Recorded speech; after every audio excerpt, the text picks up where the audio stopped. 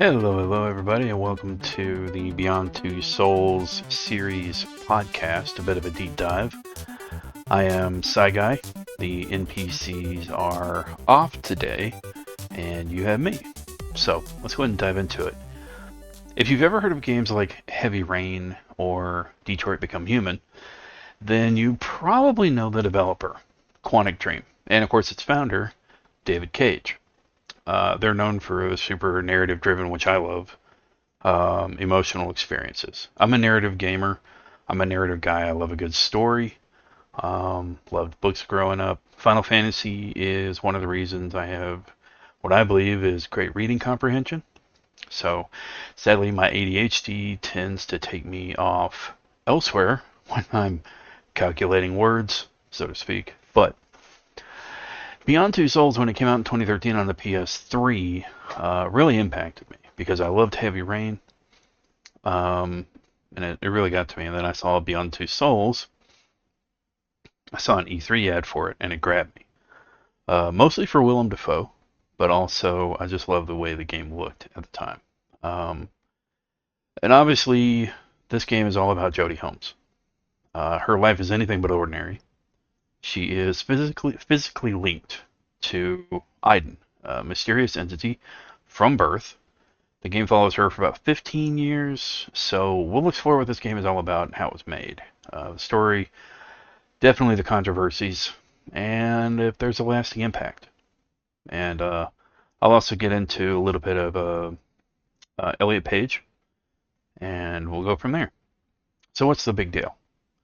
Well, the core idea of Beyond Two Souls that makes it stand out, at its heart, is about Jodie Holmes and, of course, Aiden, that she's tied to. Imagine having a supernatural best friend, or sometimes a supernatural troublemaker with you 24/7. Well, take that and, of course, add that to 15 years of your life, and you get a pretty epic scope. You can see her as a child, a rebellious teen, a young adult trying to figure things out. There are moments when she goes to a party, and of course, people taunt her, mock her. What really hits hard is when Willem Dafoe's character gives her a very old collection of Edgar Allan Poe poems to give as a gift at this party with teenagers, and they call it weird or old or whatever. And I felt dated. I'm 40. And to see that, I love Edgar Allan Poe especially, and that sucked. But Quantic Dream really wanted to make an interactive story. Think less about complex button mashing and more about feeling and emotions. Basically watching a movie unfold, cinematic story. It was so cinematic, it even premiered, I believe, the Tribeca Film Festival in 2013, which I think would be a big deal for a video game at the time. So, the development tech, when you're creating a game like this, is a massive undertaking. David Cage, the main creative force, really focuses on the emotional journey of characters. The script for the game was reportedly around 2,000, I believe, maybe 2,100 pages long, which is huge. That's what she said. I have to throw that in. They used extensive performance capture technology. Basically, the actors aren't just doing voices. It's not your standard voice acting. They're acting out the whole scene. Body movements, facial expressions, everything. And of course, that was in 2013. Now today, I believe that's a lot more streamlined. Probably a lot less clunky than it was back then. You can, of course, look up screenshots of how it all looked back then and then compare it to today. I'm not able to do that here because I have a very basic setup, but they did get some pretty big Hollywood names. Elliot Page, credited as Ellen Page at the time, played Jodie, and of course Willem Dafoe played Nathan Dawkins, scientist who studies her. In a recent stream, which we just completed here on the channel, a big shout out to Psyguy, who is playing on Nathan Dawkins' character as Green Goblin and Spider-Man. And there are some very similar character scenes in there that was really funny at the time of the stream. A cool thing is that the actors did their physical motion and voice acting at the same time in the studio because they wanted things to have a natural performance. Elliot Page even said it was shockingly emotional, but also freeing to work that way. Which makes sense because you're working, you're bouncing off your other friendly actor, Willem Dafoe and Page are, they're in the same scene, they're in the same room, and you're not just having to like look at a spot with nobody there and react to it, or look at another person and having to imagine what they look like. And I can only guess that this is more imaginative because you're basically in an empty room with some props, and of course the person, they probably have minor sets, but it challenges the actor or actress to really imagine the scope of what's around them. So here's a quick plot run through. That's basically the gist of Jodie's story. She's linked to Aiden, who we later find out is the spirit of her stillborn twin brother. You can kind of see this in the mischievous side of Aiden. If you've ever had a little brother, you can see that. They hardly listen to you. They are want to cause chaos, but at the same time, they have their really sweet moments. Because she's different, she comes under the care of scientists at the Department of Paranormal Activity, DPA. Of course, I always call them DOPA. Mainly Dawkins, Willem Dafoe's character. And Cole Freeman. Nathan becomes a sort of father figure. There is actually a good comparison that was made between Nathan and Ellie, and I'm sorry, Nathan, excuse me, Nathan and Jodie, Ellie, and I cannot think of the name. The Last of Us, the father figure, and of course Bioshock, DeWitt and Elizabeth. So right around these time these were coming out, you really saw these father-daughter dynamics happening, right, in these games. Well, her life is a constant struggle to control Aiden, obviously. But her powers get her noticed by the CEA, and then her life turns to hell. In my opinion, the way I played the game. She ends up doing dangerous missions, often with an agent named Ryan Clayton. Thumbs down. Things go south. Jodie becomes a fugitive. But the chase in some of her fugitive scenes are very, very epic. Some of the best scenes you'll ever see in one of these kinds of games. She experiences homelessness, which is one of the most touching parts of any game. And she's even lived with a Navajo family in the desert, which was a pretty intense experience. And it gives her character a new perspective. A big part of the plot was Black Sun, which is an attempt to connect to the infra-world, as they call it, the realm of the dead. Nathan Dawkins gets deeply and dangerously involved in this, and he goes psychotic. This is where the comparison to Green Goblin comes in.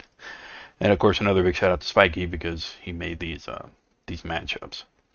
So this is one of those games with multiple endings based on the choices you make.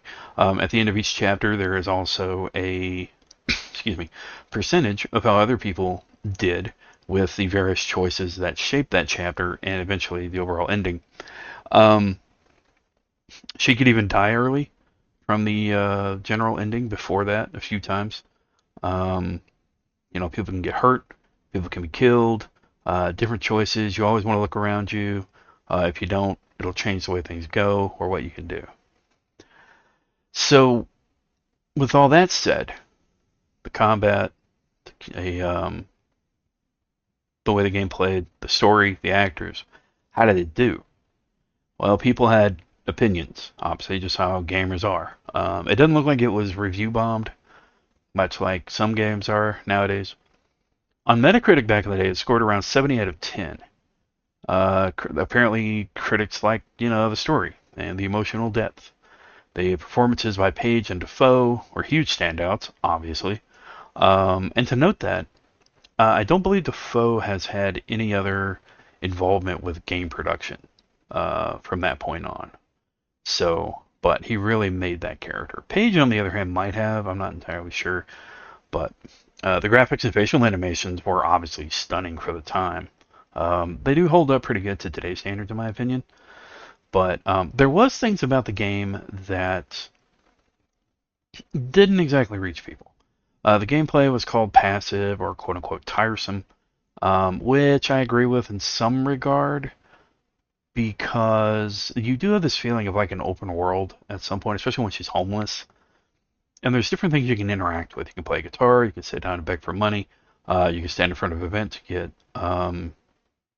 heated up. You can go to an ATM to either steal money or not steal money. There's a few things you can do here and there. So I think they threw those in there to kind of make the lull a bit easier. But the other thing was the QTEs, the quick time events. Some people felt there was an illusion of choice, meaning your decisions didn't change the story as much as it seemed overall as well. So it sold pretty well. From what I could research, about 1 million copies by the end of 2013 and around 2.8 million by 2018. So a lot of players did connect with it, which made me happy. And of course, on my end, I wanted to research a bit. If you wanted to deep dive or collect everything back in the day, I believe one of the best ways to do it, and to give yourself a little bit of a trophy and something to hang on to, there were physical strategy guides available. For example, Brady Games published one for the PlayStation 3 version. And then there was also special collector's editions of the game, which was the Steelbook edition and Director's edition, I'm sorry, for the PS3. I believe they were actually one and the same. I do have a Steelbook, but I don't believe it says Director's edition, but I'll have to double check. Anyway, it often came with cool extras, including a hardcover art book. So I did not get that. Sadly, I'll need to look into that. I need to add that to my collection. Well, these are obviously for dedicated fans who loved having those tangible items. So it was great. There's only been one Brady Games published strategy guide that I've been able to find, as mentioned earlier. There's obviously online game facts, FAQs, guides through IGN, YouTube playthroughs that you can go through. But for me, and words and books, when they can combine in a game, it's great. So you have the game, which is an actual interactive novel, and then of course you have the strategy guide, which I enjoy because you've got the game in book format. So it's fantastic. So there was obviously Controversies, which is one to do with, basically any major release. There's always something either small or something very big. One of the major issues was a nude model incident with Paige. Shortly after the release, nude images of Jodie's character using Paige's likeness were made accessible through developer debug kits. Paige reportedly had a no nudity clause and was understandably outraged.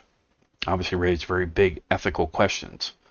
I believe she filed legal action against Sony and Quantic, but I could be wrong on that, so don't quote me. Years later, Quantic Dream and David Cage faced serious allegations about a toxic work environment.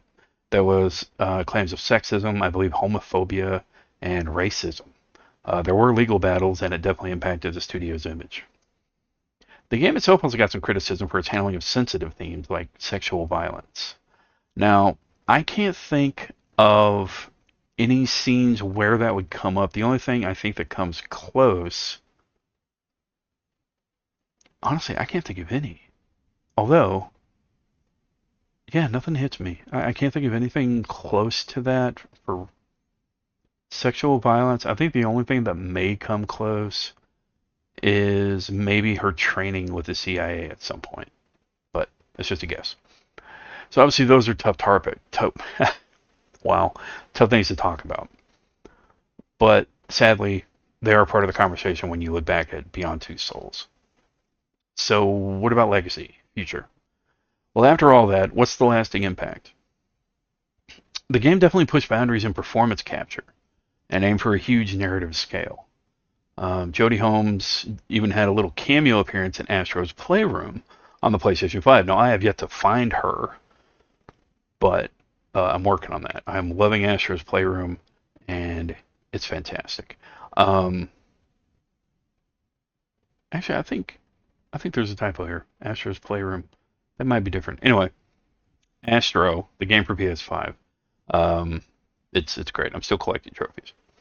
There's also a TV series adaptation that I think they're trying to develop by Elliot Page's production company, which I believe is Page Productions or something to that degree.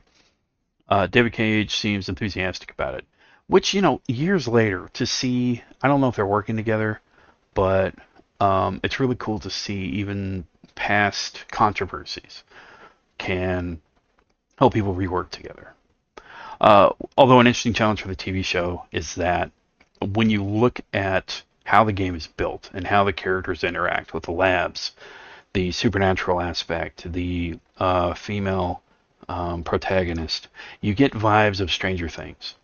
Even though Beyond Two Souls came out first, Stranger Things, is so huge with the similar themes that the Beyond TV show, it's gonna have to work pretty hard. Ultimately, the game, with all its highs and lows, it did spark a lot of important dialogue in the game industry. I mean, storytelling, interactivity,